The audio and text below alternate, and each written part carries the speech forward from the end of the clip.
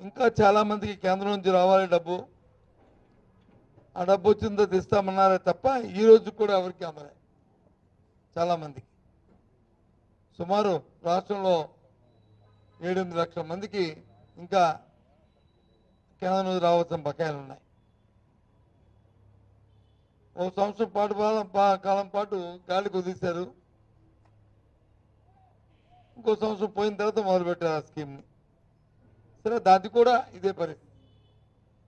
ఇక అన్నదాత సుఖీభావ చూసుకున్నా సరే అంతే. గతంలో ఇచ్చిన రైతు భరోసాకి ఇప్పుడు ఇస్తున్న అన్నదాత సుఖీభావ నెంబర్లో ఎంతో సుమారు మన జిల్లాలో చూసుకుంటే 50,000 మంది వరకు కూడా రైతు భరోసాకి ఇప్పుడు ఇస్తున్న అన్నదాత సుఖీభావకి ఉన్న వ్యత్యాసం ఉంది. పోనీ అర్హులు కాదు అంటే వాళ్ళందరూ అర్హులు. మరి ఎందుకు ఇవ్వలేదంటే ఏదో ఒక సాంకేతిక కారణం.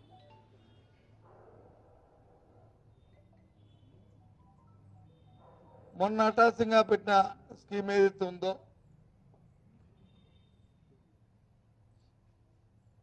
విడో ఫంక్షన్ని ఇచ్చిన స్కీమ్ ఏది ఉందో, ఎవరైతే భర్తకి పెన్షన్ వచ్చి చనిపోయిన భార్య ఉందో వారికి ఇచ్చారు తప్ప ప్రభుత్వం ఏర్పడే 14 నెలలు అయినప్పటికీ కూడా ఎవరైతే ఈ రాష్ట్రంలో విడేస్తున్నారో భర్త చనిపోయిన పాపం ప్రభుత్వం కోసం అర్హులు అరుస్తున్న మహిళలు ఎవరైతే పేద మహిళలు ఎవరైతే ఉన్నారో వారికి ఎవరికి పెన్షన్ లేదు. నేను చెప్తున్న ప్రతిదీ కూడా వాస్తవం, ఎక్కడా కూడా అందులో లే. పేదవాడికి ఉన్న పథకాలు తీసుకుంటే ఎన్ఆర్జీ ఏదవుతుందో పనికి 6 పథకం ఇప్పటికి వచ్చి వేజెస్ సుమారు 8 వారాలు అయిపోతుంది. వేజెస్ కూడా ఇవ్వలే. కొత్తగా నిన్న మొన్న మళ్ళీ మొదలుపెట్టారు వికలాంగుల పెన్షన్ వెరిఫికేషన్. అది అన్నదరికి ఇమ్మని మేము చెప్పట్లే. అర్హులైన వారికి కూడా ఏదో ముక్కుబడిగా సర్టిఫికేట్లు ఏదో ఉత్తి పుణ్యానికి ఇస్తున్నట్లు దాన ధర్మానికి ఇస్తున్నట్లు ఇవాళ కార్యక్రమం చేస్తున్నారు. ఇవన్నిటితో పాటు రాష్ట్రంలో ఏదైనా సరే సమస్య అయితే మీరు అబద్ధాలు చెప్తే మీరేమైతే మీరు చర్య తీసుకుని ఏంటి చర్య తీసుకుంటారు? ఇప్పుడు నేను చెప్పిన అబద్ధాలా? మీరు చెప్తున్న అబద్ధాలు. ముందు చర్యలు తీసుకుంటే ప్రభుత్వంలో ఉన్న పెద్దలు ఎవరైతే ఉన్నారో ముఖ్యమంత్రి, మంత్రులు, మీ తాలూకా ప్రజాప్రతినిధులు మాలమే చర్య తీసుకోండి. మీ తాటాకు చెప్పులకి ఎవరు భయపడిపోతే ఎవరు లేరు ఇక్కడ. చర్య తీసుకుంటాం. ఏం చర్య తీసుకుంటాం? మీరేం చెప్పారు స్టీల్ ప్లాంట్ గురించి? ఇవాళ స్టీల్ ప్లాంట్లు వచ్చి 32 డిపార్ట్మెంట్ వచ్చి ప్రైవేటైజేషన్ చేస్తుంటే దాని మీ తాలూకా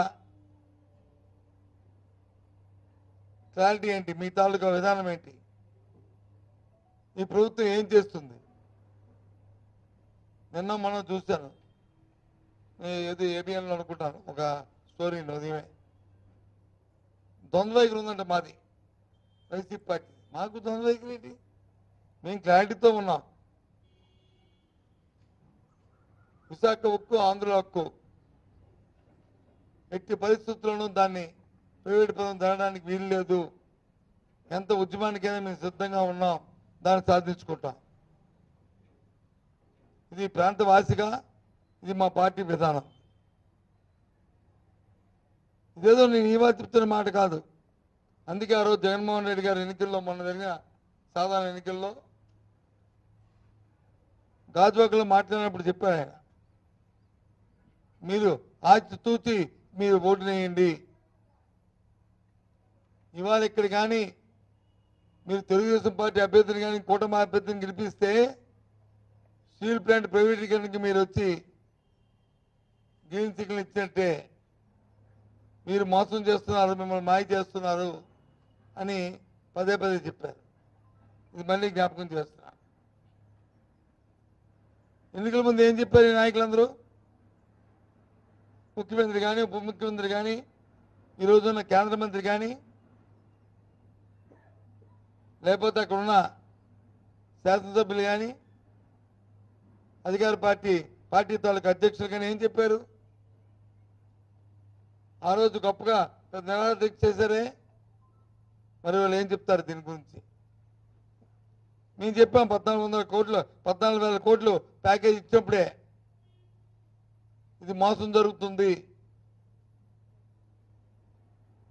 ఏదైతే బ్యాంకు కరప్ట్ అవ్వకుండా దాని నుంచి కాపాడి తర్వాత దీన్ని ప్రైవేటిజం చేయడానికి ప్రయత్నం చేస్తున్న భాగం, అది కాకుండా ప్రకటన చేయాలి. ప్రధానమంత్రి ఆ తర్వాత 2 సార్లు విశాఖపట్నం వచ్చారు, ఆంధ్ర రాష్ట్రం వచ్చారు. ఎందుకు దాని గురించి మాట్లాడలేదు? చెప్పాం, మేము అడిగాం. ముఖ్యమంత్రి కనీసం ఆ విషయాన్ని ఆయన దగ్గర ఎందుకు ప్రస్తావించలేదు? ఈ 14 నెలల కాలంలో సాక్షాత్తు ముఖ్యమంత్రి చంద్రబాబు నాయుడు 16 సార్లు ఢిల్లీకి వెళ్ళారు. 1-2 సార్లు కాదు, 16 సార్లు వెళ్ళారు. ఈ 16 వెళ్ళిన నేపథ్యంలో ఏం చేశారు మరి స్టీల్ ప్లాంట్ని? ఎందుకు ముఖ్యమంత్రి దాని మీద మాట్లాడట్లేదు? వాటిని ప్రైవేట్ పరం చేస్తూ మా సర్వీసింగ్ వాటన్నింటిని ఇస్తూ ఉంటే దాని మీద ఎందుకైనా ప్రజలకు వివరణ ఇవ్వట్లేదు? దీన్ని పైపెచ్చు మా మీద నిందలేయడానికి చూస్తున్నారు. వారి తాలూకా ఈ ప్రచార మాధ్యమంలో ఉన్న 1-2 ఛానల్స్ ద్వారా ఇది చాలా తప్పు. ఏది ఇవ్వడమేమనుకున్నప్పటికి కూడా మా స్టాండ్ విశాఖ ఉక్కు, అందులో ఉన్న స్టీల్ ప్లాంట్ ఏదైతే ఉందో విశాఖ ఉక్కు కర్మాగారాన్ని కాపాడుకోవడమే మా ధ్యేయం. దానికోసం ఎంతగానో సరే దాన్ని తెగిస్తాం, దానికోసం ఉద్యమం చేస్తాం. త్వరలోనే ఉద్యమం ఏ విధంగా ఉద్యమం చేస్తామో అది కూడా ప్రకటిస్తాం. అందరినీ కలుపుకొని వెళ్తాం, మాతో కలిసి వచ్చిన వాళ్ళందరినీ కూడా కలుపుకొని వెళ్తాం.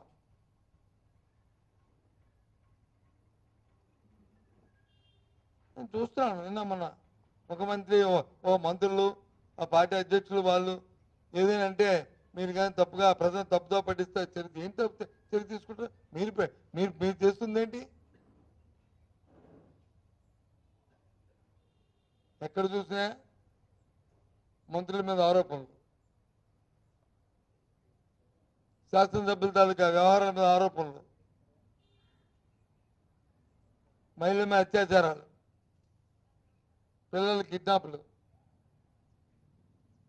ప్రశాంతంగా ఉన్న విశాఖపట్నంలో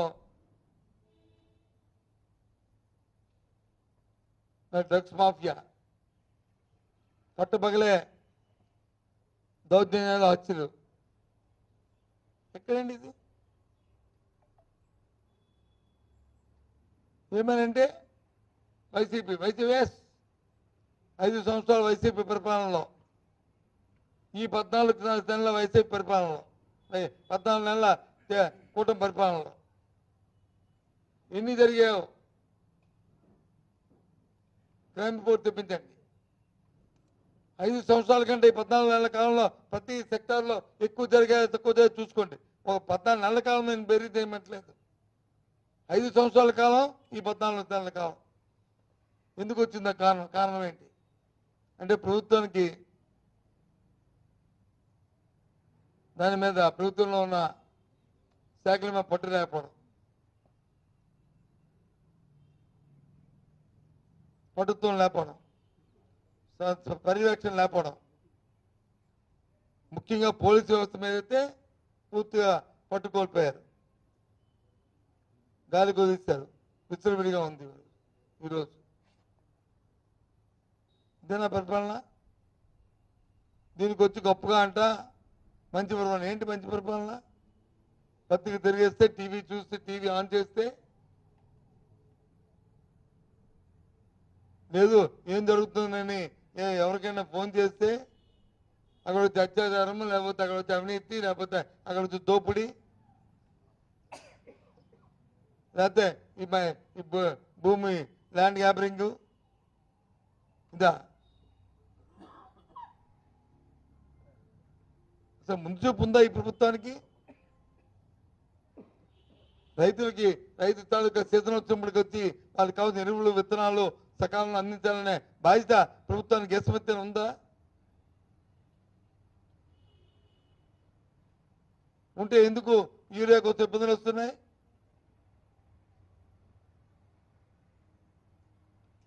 ముందు చూపుతో తెలుసుకోవాల్సిన బాధ్యత మీకు లేదా? పోనీ ఏమైనా కేంద్రంలో ఉంది మీకు వ్యతిరేకమైన ప్రభుత్వమా? వాళ్ళు యూరియా సప్లై చేయకుండా అడ్డుపెట్టి మిమ్మల్ని ఇబ్బంది పెట్టాలని చేయడానికి కాదు కదా, మేము మిత్రపక్షమే కదా. మరి అప్పట్లాగా మాలాగా వచ్చి వైసీపీ పార్టీ అయితే కేంద్రానికి వచ్చి శక్యత ఉందా లేదా అనేది ఆలోచన ఉండడానికి. అయినప్పటికీ మేము దురదృష్టితో ముందు చూపుతో ఎక్కడ ఇబ్బంది లేకుండా డోర్ స్టెప్కి గ్రామంలోనే రైతు భరోసా కేంద్రాల ద్వారా సప్లై అప్పుడు మేము సరఫరా చేస్తాం. కానీ ఇప్పుడు వెళ్ళి ఆ ప్రైవేటు వ్యాపారస్తుల దగ్గర క్యూలు కట్టుకొని 150 నుంచి 100 రూపాయలు ఎక్కువ ఇచ్చి ఒక యూరియా బస్తా కావాలంటే దానికి ఇంకొక కాంప్లెక్స్ ఎరువులు కలుపుకొని తీసుకుంటే కానీ అవి కొనే పరిస్థితి లేదు.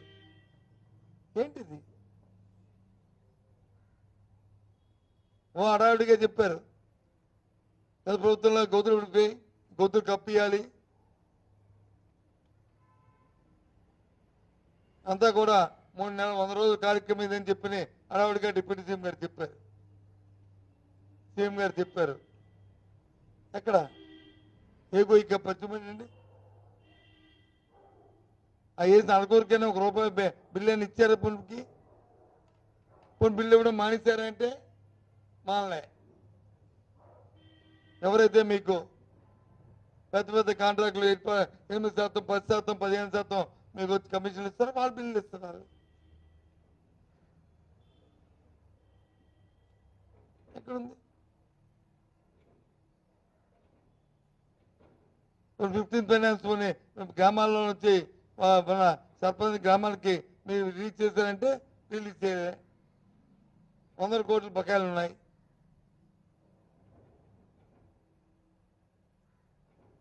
ఏంటి పరిపాలన? మంచి పరిపాలన P4 అని గొప్పగా చెప్తాను. ఏంటి P4 విధానం? ఈ జిల్లాకు సంబంధించి అయితే ఏదో జిల్లా రాష్ట్రంలో ఇగో ఇంతమందిని తీసుకున్నాం, ఇంతమంది దీనికి ఆకిస్తారు, ప్రభుత్వం ఫెసిలిటేట్ చేసింది, ఇగో ఈ విధానం ఇదని నువ్వు డబ్బు ఇస్తావా, అది చదివిస్తావా, నెల వాళ్ళకి ఏమిస్తావు, వాళ్ళని ఏ స్థాయికి తీసుకెళ్తావు, దాని టార్గెట్ ఏంటి, ఏ విధానం ఉందా దానికి కనీసం నీకు చెప్పండి. అది ఏ అధికారి అని చెప్పండి, ఏ ప్రధాన నాయకుడు అని చెప్పండి, సాక్షాత్ ముఖ్యమైన చెప్పనండి. ఎంతసేపు సులుకబులు చెప్పుకొని ఊరికే టీవీలో వచ్చి హడావిడిగా చూపెట్టడం తప్ప ఎందుకు? ఏదైతే మహిళలకు ఇద్దామని చెప్పి మీరు ప్రామిస్ చేస్తారో దానికి 1500 రూపాయలు లెక్కని సంవత్సరానికి 18,000 అది ఎగ్గొట్టడానికి, అది ఉష్కాకి పెట్టడానికి చేస్తున్న చర్య ఈ చర్య. అదే మానిటరింగ్ లేదు. మొన్న ఫ్రీ బస్ పెట్టావు. ఏమంటావు ఫ్రీ అంటే మొత్తం ఇక్కడ నుంచి విజయనగరం నుంచి అరసవీలు వెళ్ళవచ్చు, విజయనగరం నుంచి తిరుపతి వెళ్ళవచ్చు, విజయనగరం శ్రీశైలం వెళ్ళవచ్చు అని చెప్పి ఎన్నికల్లో మీరు మాట ఇచ్చారు. ఇది నా మాట కాదు. ఇది నేను ఇప్పుడు మాట్లాడే మాటలు ఏవి కొన్ని నావి కాదు, మీరు చెప్పిన మాటలు. మరి ఎందుకు చేయలేదు? 13-15 కేటగిరీ బస్సులు ఉంటే అందులోనూ 5-6 కేటగిరీలకు మీరు ఇచ్చారు. అది మిగతా ఏంటి? వాళ్ళు ఇచ్చినారంటే నువ్వు దాన్ని డిమాండ్ని ఫోర్కాస్ట్ చేసి దానికి తగ్గట్టు ప్రభుత్వం ఏర్పాట్లు చేయాలి కదా. 14 నెలల కాలం వచ్చింది కదా నీకు, నువ్వు చేస్తానని ఎప్పటి నుంచో ప్రకటిస్తున్నావు కదా, దానికి సంబంధించినట్టు దానికి కావాల్సిన ఏర్పాటు చేస్తూ కొత్త బస్సులు వేయడమో లేకపోతే లీజుకు తీసుకోవడమో, దాంతోపాటు ఆ బస్ స్టాండ్లో వచ్చి ఆ స్ట్రీమ్లైజ్ చేయడానికి మీ సిబ్బందిని అధికంగా పెట్టి వాళ్ళని ఎక్కించడమో చేసి చేయాలి కదా. చూస్తున్నాం సోషల్ మీడియాలోనూ టీవీలోనూ ఏ రకంగా వస్తున్నాయి. ఎందుకని ఇబ్బంది పెడుతున్నారు? దేనికోసం అంటే మీకు ఆదరాబాదేగా మీకు ఆర్భాటం తప్ప, హడావిడి తప్ప, పబ్లిసిటీ తప్ప, దాన్ని ఆచరణలో ఒక నిబద్ధతతో ఆ కార్యక్రమాన్ని చేసి ప్రజలకు అందిద్దామనే ధ్యాస మీకు లేదు. ప్రజల మీద మీరు కక్ష కట్టారు. ఓటేయడం మీకు ఓటేయడం, ప్రజల మీద కక్ష కట్టడం, ఇది పాపం ప్రజలు. ఇది అవసరం కదా చెప్పండి.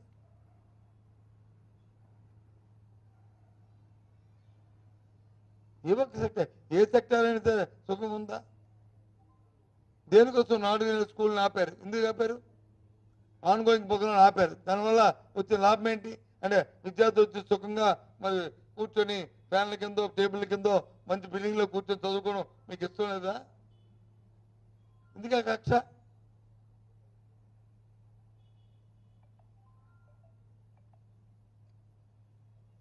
గత 5 సంవత్సరాల్లో గత ప్రభుత్వంలో ఈ కలుషితాహారం మీద కానీ దీని మీద కానీ విద్యార్థులకి ఎక్కడ ఇన్సిడెంట్ జరిగితే ఎన్ని ఇన్సిడెంట్ జరిగాయో లెక్క పెట్టుకోమనండి. ఈ 14 నెలల కాలంలో ఎన్ని చూసుకోమనండి.